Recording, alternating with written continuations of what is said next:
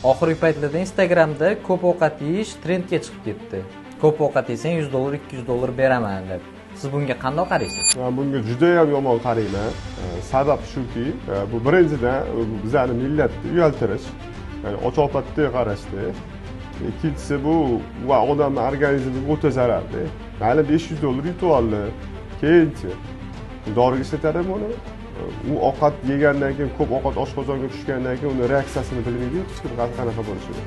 Kim bo'lib yeyishayotgan ovqatligi kuchli ovqatlar. Hazili osh yo bo'lmasa go'sht, mana shunaqa kuchli ovqat yeyishyapti-da. U odam o'lib qolsa-chi, davleniyasi ko'tarilib ketsa-chi, u yog'ini hech kim o'ylamayapti-da.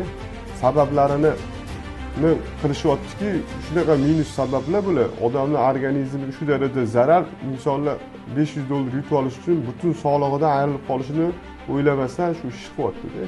Hozirgi kunda ayollar ham chiqyapti-da.